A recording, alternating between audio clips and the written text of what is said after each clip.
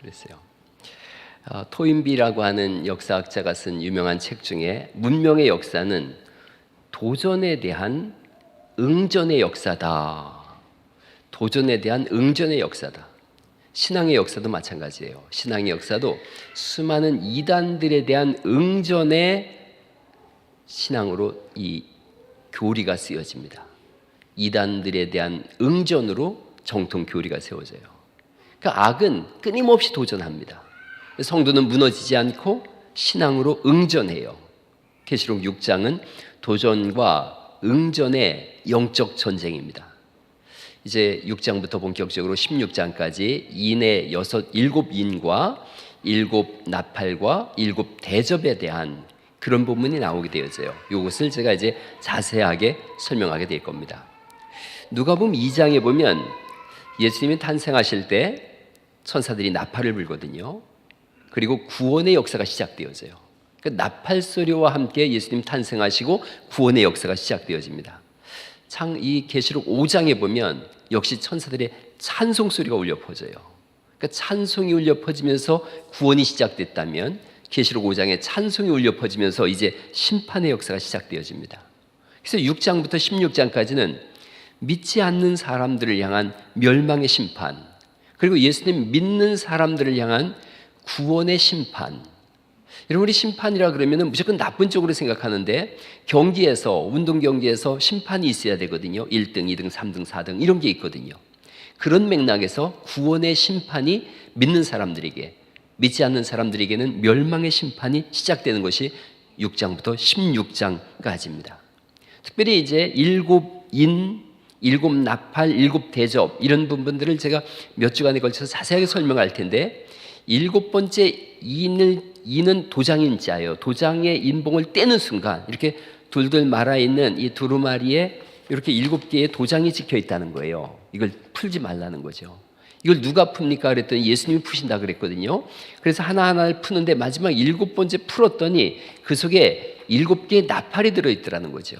또 7번째 나팔이 불려지는 그 속에 7개의 접시가 들어있더라는 거죠. 그러니까 7개의 인과 7개의 나팔과 7개의 대접은 같은 내용이에요. 같은 내용인데 보는 시각에 따라서 예수님 믿는 사람의 입장에서 볼 때는 이런 어려움이 있구나. 예수님을 안 믿는 사람의 입장에서 볼 때는 저런 엄청난 재앙이 있구나. 그래서 이런 걸 나선형 구조라 그래요. 나선형 구조. 같은 내용이 점점 심화되는 거예요. 한번 첫 번째 도장을 뗐어요. 이렇게 두루마리에 도장이 찍혀 있는 것에 첫 번째 도장을 뜯었더니 그 속에 어떤 일이 펼쳐지는지가 이제 1절, 2절에 있는 말씀입니다. 6장 1절, 2절을 같이 한번 읽어보실까요? 6장 1절, 2절 시작. 내가 보매 어린 양이 7인 중에 하나를 떼시는데 그때에 내가 들으니 네 생물 중에 하나가 우레소리같이 말하되 오라 하기로. 오라 그랬어요.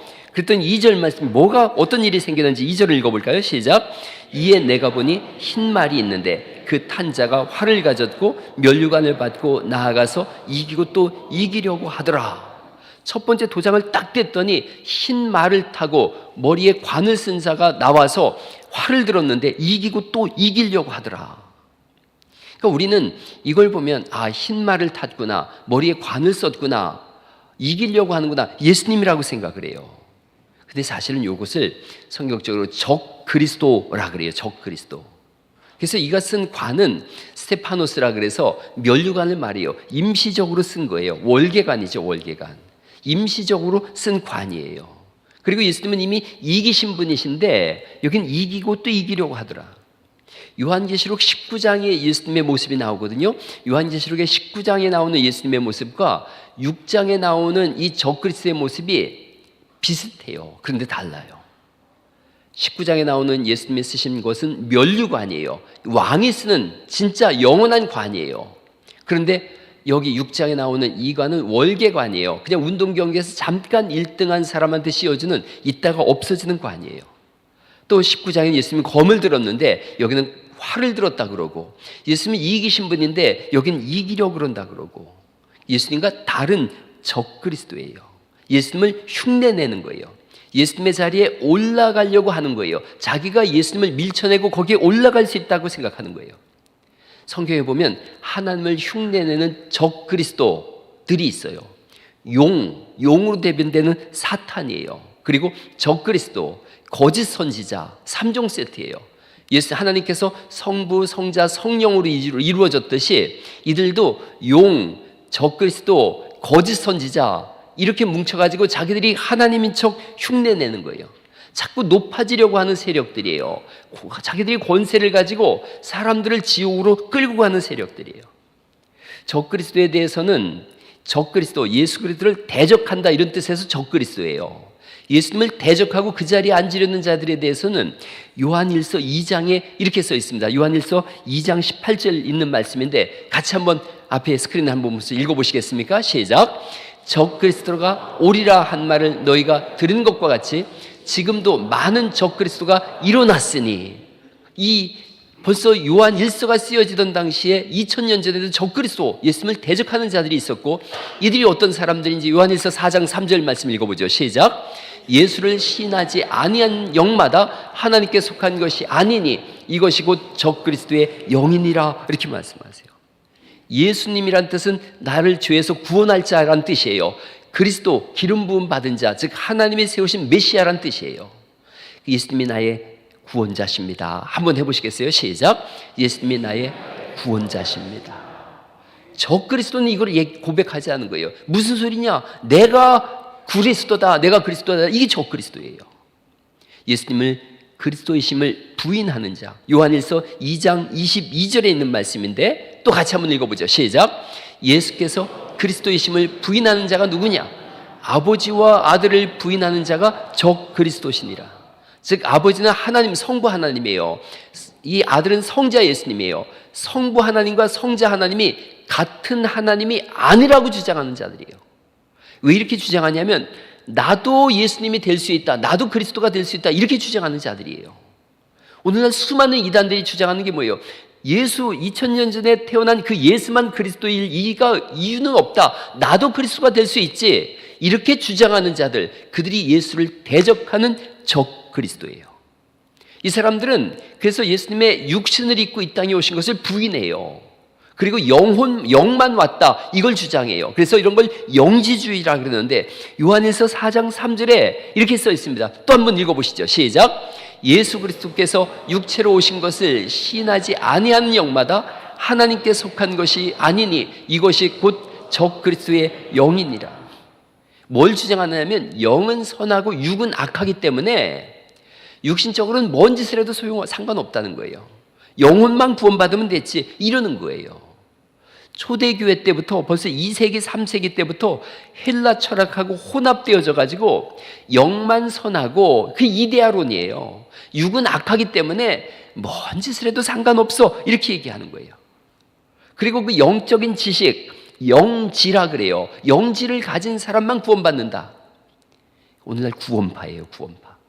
영적인 지식을 깨닫는 자만 구원받지, 영지주의자들, 그 구원파예요.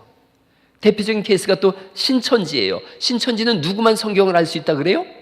이만희만 요한계시록을 풀 수 있다고 주장해요. 그렇지 않아요? 우리가 지금 요한계시록을 읽고 있지 않습니까? 요한계시록 22장까지 다 여러분하고 강의가 되어지면 누굴 만나든 여러분 요한계시록을 설교할 수 있어요. 너무나 쉬운 책이거든요. 그런데 이만희만 그걸 풀 수 있다, 이만희만 그 비밀을 안다, 영지주의예요. 성경은 정확하게 예수님께서 육신을 입고 이 땅에 오셨어요. 이 땅에 육신을 입고 오신 그 예수님은 하나님이신 줄 믿습니다. 요한복음 1장 14절이 그래서 영지주의자를 향해서 이렇게 대적하고 있어요. 말씀이 육신이 되어 우리 가운데 거하심에 우리가 그의 영광을 보니 은혜와 진리가 충만하고 하나님의 독생자의 영광이라고 말씀하시는 줄 믿습니다. 육신을 입고 이 땅에 오신 거예요. 적 그리스도들은 와서 하는 일이 뭐냐면 성도들을 미혹합니다. 미혹하고 박해하고 가스라이팅을 해서 그들이 가지고 있는 모든 재산과 영혼을 다 뺏으려고 하는 거예요. 거짓 기적. 전에 그 통일교회 교주와 그 부인 한학자가 그 일당들이 헬리콥터를 타고서 오다 내렸는데 헬리콥터가 추락했어요. 한 사람도 안 다쳤어요. 그리고 이들이 헬리콥터에서 나왔더니 그때 헬리콥터가 터졌어요.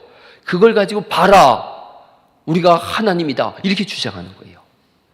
소소한 기적들도 막 부풀리기를 해가지고 자기들을 신성시하고 사람들을 호도하고 강압해서 그들의 영혼뿐 아니라 그들이 가진 모든 것을 다 갈취하는 거예요. 통일교회 교주인 한 학자의 정체가 요즘 다 드러나고 있죠. 자신을 독생녀, 홀리마더 이렇게 얘기해요. 독생녀라고 주장하는 이유는 되게 단순해요. 2000년 전에 예수님이 독생자로 오셨거든요. 독생자, 하나님의 독생자로 오셨으니 세상은 남자와 여자로 이루어졌다는 거예요. 독생자로 오셨으니 독생녀도 와야 된다는 거예요. 그래서 예수님은 독생자로 오셨고 자기는 독생녀로 왔다. 그래서 자기 안에서 참 가정을 이루니 자기가 홀리마더다, 내가 독생녀다, 내가 예수 그리스도다, 이렇게 얘기하는 거예요. 하나님 자리를 밀어내고 자기가 하나님이라고 하는 거예요. 왕관을 쓰고 사람들을 현혹하고, 이 일을 똑같이 따라하는 자가 이만이고 김남이에요. 저들이 신천지예요. 똑같이 왕관을 쓰고 내가 왕이라는 거예요. 내가 그리스도라는 거예요. 사탄이에요. 사탄의 하수인이고 사입이에요. 적그리스도고 거짓 선지자고 사탄에게 속한 자들이에요. 여러분, 교회의 머리는 예수 그리스도 한 분인 줄 믿습니다.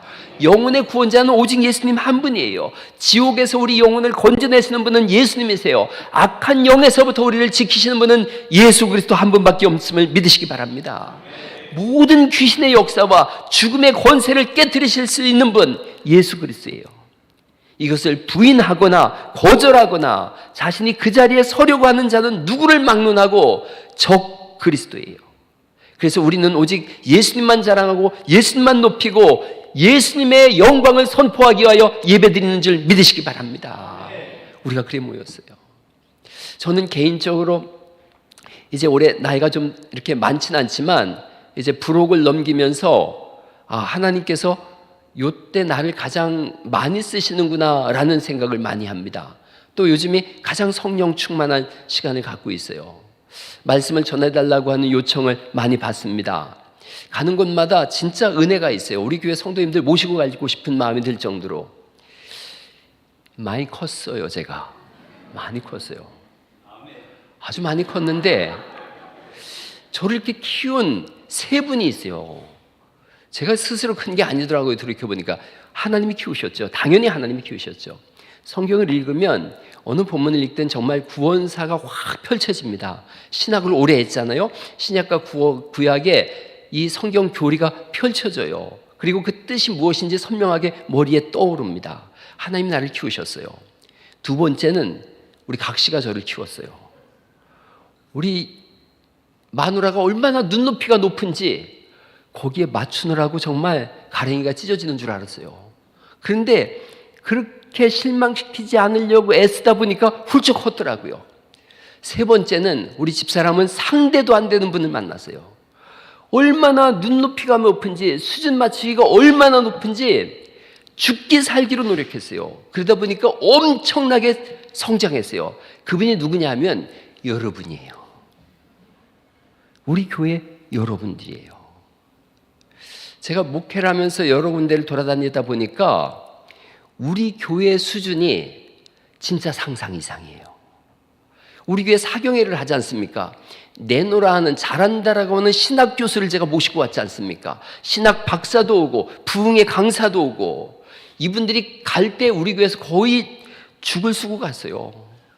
아주 여러분들이 보시면 알지 않습니까? 강사로 왔다 갈 때는 아주 파김치가 돼가지고 다시는 안 온다 그래요. 여기서 엄청난 진리를 얘기해도 우리 교회 성도님들이 다 들은 거예요. 웬만큼 웃겨가지고는 눈도 껌뻑 안 해요. 웃기려고 애쓰는 거 보면서 안쓰러우니까 좀 웃어주는 거죠. 제가 다른 교회 가서 이렇게 아까 초두에 했던 그 유머 하지 않습니까?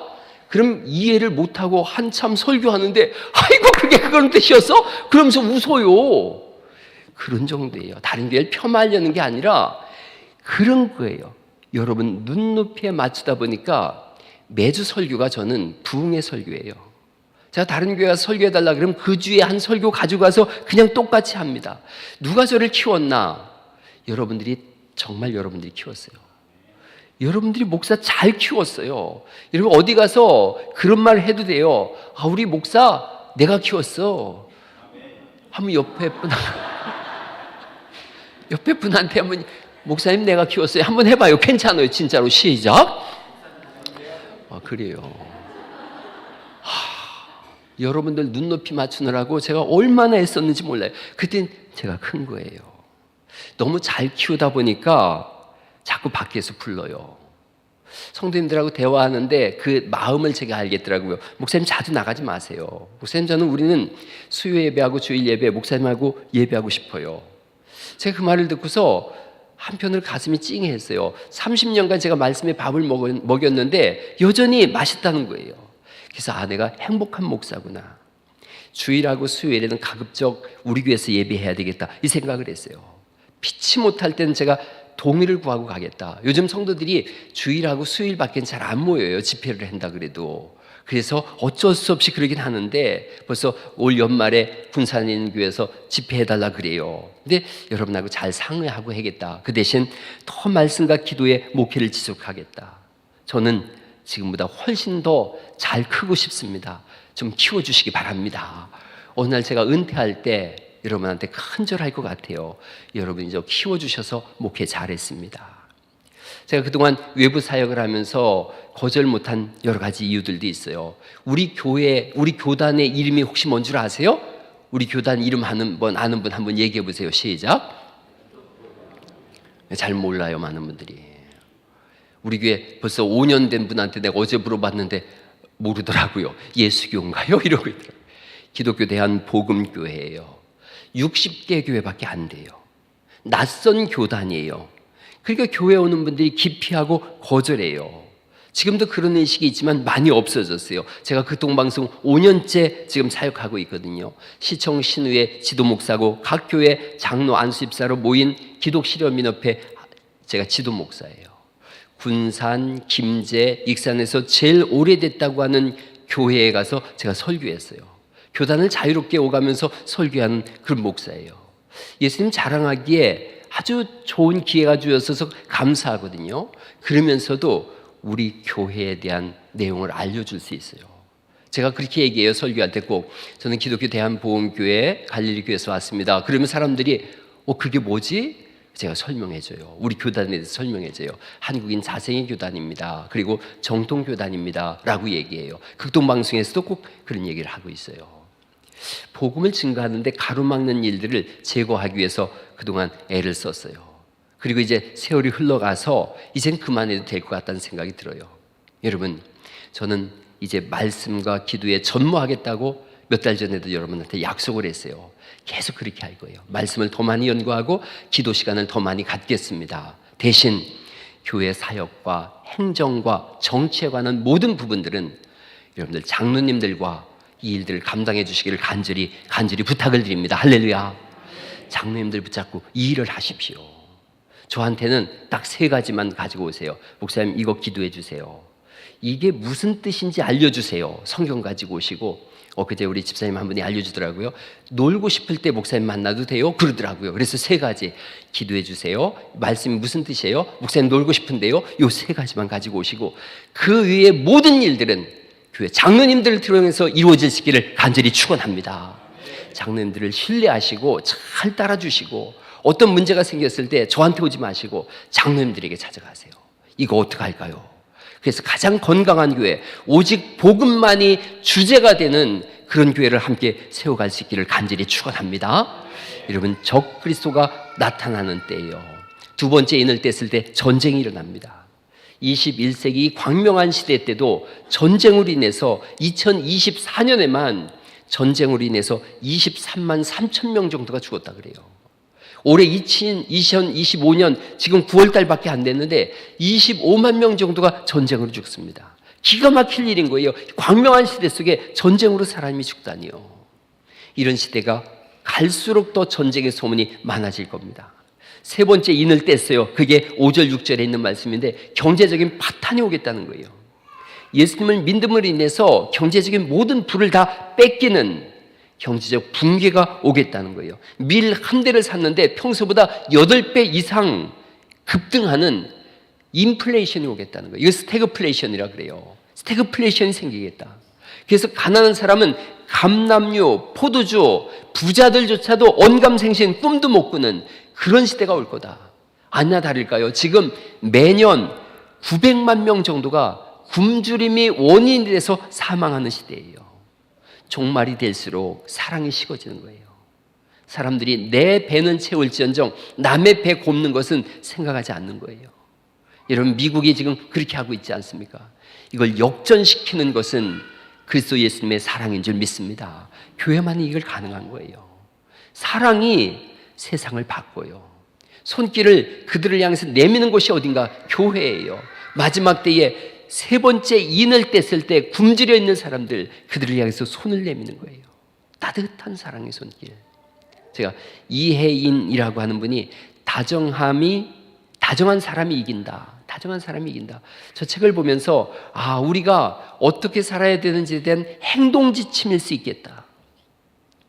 똑똑한 사람은 식당에 갔을 때 숟가락과 물잔에 때가 묻어 있는지, 또 음식의 맛과 향이 어떤지 살피면서 뾰족하게 군대요. 다정한 사람은 식당에 갔을 때 상대가 앉은 자리가 더럽지 않은지 살피고 상대방에게 수저와 물을 챙겨준대요. 다정함과 똑똑함은 좀 달라요. 똑똑한 사람은 대화를 나눌 때 상대의 말이 옳은지 그른지를 따지지만, 다정한 사람은 상대의 목소리뿐 아니라 표정을 읽어가면서 내가 해야 할 말과 하지 말아야 할 말을 고르고 솎아낸다는 거예요. 똑똑함은 자신을 위한 지능이지만 다정함은 타인을 위한 지능이다. 똑똑한 사람은 머리에 남지만 다정한 사람은 가슴에 남는다. 나는 부디 누군가의 기억 속에 그 사람 참 다정했지라고 남고 싶다는 거예요. 다정함은 상대를 무안하게 하지 않는 배려와 상대를 안심시키는 반듯함이다. 이렇게 얘기하고 있어요. 그래서 마지막 때가 될수록 사랑이 식어갈 때에 다정함이 있다면, 이웃에게 다정한 손을 내민다면, 지난주 오후 예배 때 우리가 심장병 어린이를 돕기로 했고 라면 음악회를 6월 달에 했는데 이게 뭘까?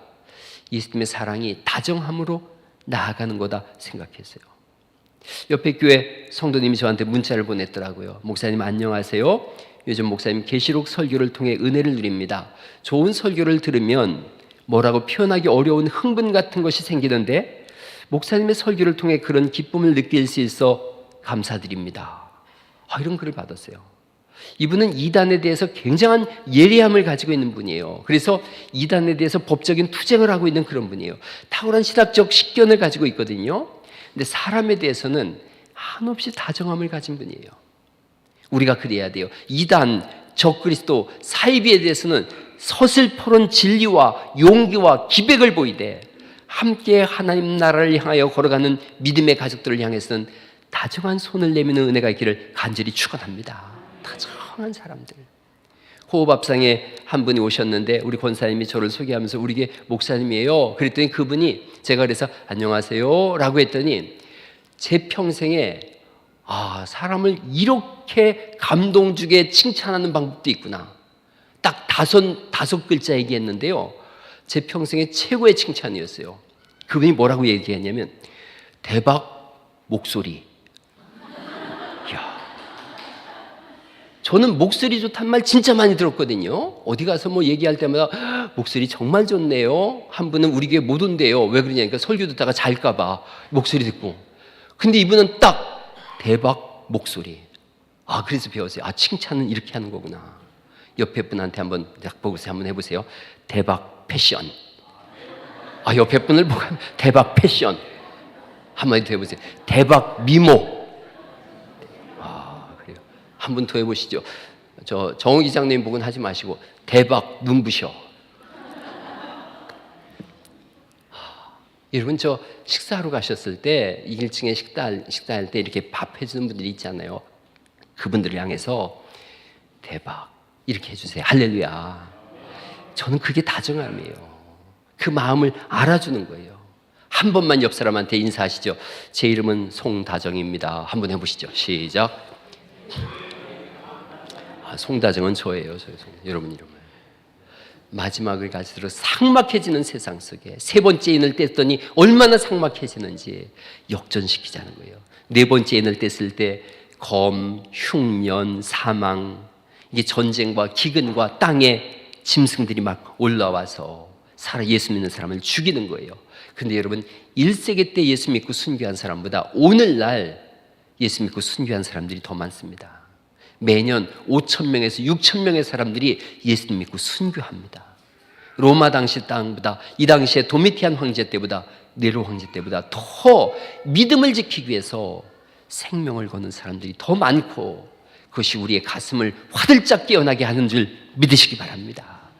다섯 번째 인을 뗐을 때에 천상의 제단에서 피가 막 흐르는 거예요. 사람들이 거기서 소리치는 거예요. 주님, 언제까지 이 악을 지켜보고 계십니까? 우리를 향해서 언제까지 복수를 멈추고 계십니까? 언제 심판이 이루어집니까? 라고 하는 거예요. 주님께서 이 숫자가 차기까지다. 그 숫자라는 것은 14만 4천 명에 대한 부분이에요. 14만 4천은 제가 다음 주 예배 때 요한계시록 7장을 설교하면서 말씀드릴 거예요. 그 숫자가 찰 때쯤 되면 이 여섯 번째 인이 떼지는데 지진과 해와 달이 변화되어지고 별이 떨어질 것이며 하늘과 산과 섬이 움직이는 종말론적 심판이 올 거다. 그런데 진짜 더 두려운 것은 왕과 장군과 부자와 강한 자와 자유인과 종이 모두가 동굴 속에 숨어서 사나 내 위에 떨어져서 나를 차라리 죽여다오라고 하는 두려움 속에 떨 텐데, 그것이 무슨 두려움이냐? 어린 양 예수 그리스도의 진노를 면하게 해달라라고 하는 두려움에 떨 거다 라고 말씀하고 있고, 그리고 성경이 우리에게 물어보는 거예요. 그러한 때에 이 한번 6장 말씀을 다시 한번 제가 읽어보실게요. 6장 15절 말씀입니다. 6장 15절에 땅의 임금, 왕족, 장군, 부자, 강한 자, 종, 자유인 7종류의 사람이 나왔다는 것은 온 지구상의 모든 사람들이 산들과 바위 틈에 숨어, 16절 말씀 읽어볼까요? 시작. 산들과 바위에게 말하되 우리 위에 떨어져 보좌에 앉으신 이의 얼굴에서와 그 어린 양의 진노에서 우리를 가리라 요청하고 있는 거예요. 그리고 17절 말씀 읽어보죠. 이게 오늘 말씀의 결론입니다. 읽어보시죠. 시작. 그들의 진노의 큰 날이 이르렀으니 누가 능히 서리요 하더라. 누가 설 건가 이 예수님의 진노에. 그 대답이 7장 4절에 있습니다. 7장 4절 말씀 읽어보시죠. 시작.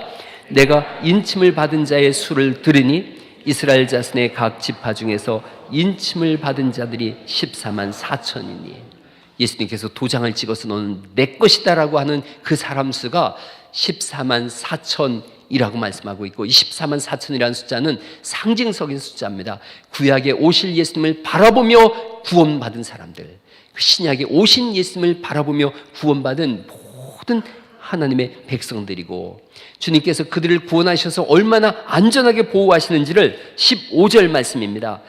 이 요한계시록 7장 15절 말씀 같이 한번 읽어보시겠습니다. 시작.